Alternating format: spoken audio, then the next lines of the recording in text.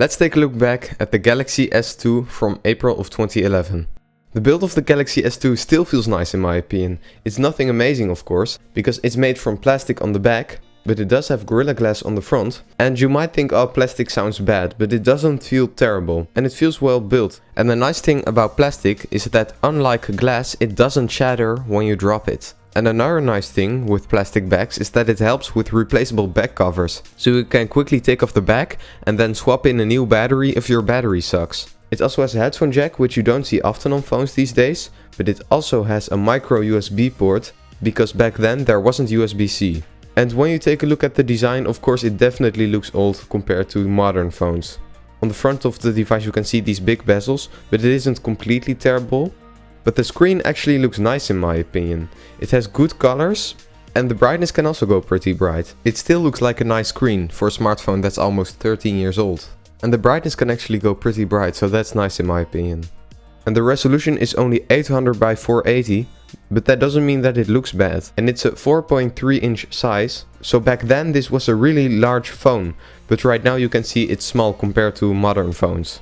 Of course there's no wireless charging here, only the micro USB port. The phone does have a speaker of course, it's on the back and it doesn't sound good at all, and you can definitely see how much better speakers have gotten over the years on smartphones. And that is the same for unlocking methods. There's no fingerprint sensor or any other nice unlocking methods. In terms of software, it's shipped with Android 2.3.4, but it got an upgrade to Android 4.1, and Samsung customized it with their own TouchWiz skin. But I installed the Google Now launcher on it.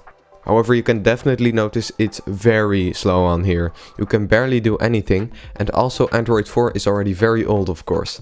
And that's understandable because this phone is from 2011. But that means that the Play Store didn't work, and the browser was very outdated and it took a lot of time to get anything on here.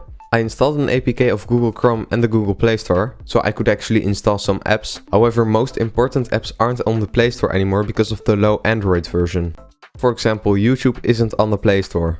So the amount of things that you can do with it is very limited.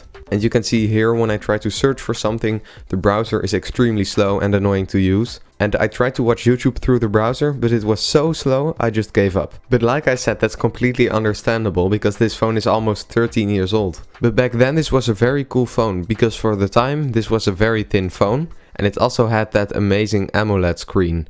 And while most smartphones in 2011 had 720p video recording, this one could shoot Full HD 1080p. However, these days the quality doesn't look good at all of course. But back then the camera was really good and the pictures also looked nice. I've also seen other people install later versions of Android on the Galaxy S2, but keep in mind that if you are going to do that the Galaxy will also run very slow of course, because it is very old hardware. So it was really fun looking back at the Samsung Galaxy S2 in 2024. Do you still own a Galaxy S2? And what do you think of it? Let me know in the comments down below and thank you so much for watching.